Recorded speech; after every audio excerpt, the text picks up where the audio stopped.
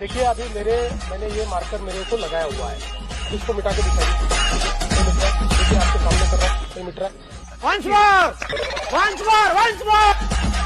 अब इसको मिटा के दिखाइए, देखिए नहीं मिट रहा है। देखिए आपके सामने कर रहा हूँ। प्रथम तर ज्याने शाही पुसण्याचा प्रकार व्हिडिओ केला किंवा माध्यमांसमोर आणला त्याला शाही पुसाविषयी का वाटतं?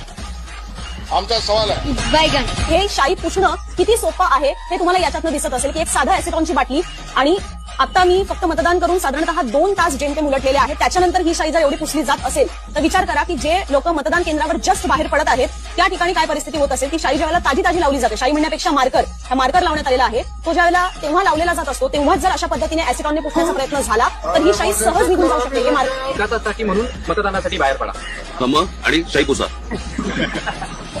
शाई पुसा, परत जा, परत मतदान करा, परत बाहेर या, शाई पुसा, हा विकास. परंतु ही काही चांगली लोकशाहीची लक्षणं नाहीत. या असल्या निवडणुका या देशामध्ये होणं आणि त्या असल्या फ्रॉड निवडणुकांमध्ये सत्तेवरती येणं याला काही सत्ता नाही म्हणत या सगळ्या गोष्टीला. तर नक्की या आणि वोट द्या अपना. हिंदी में बताइए. हिंदी में ये महाराष्ट्र है भाई. जय गुजरात.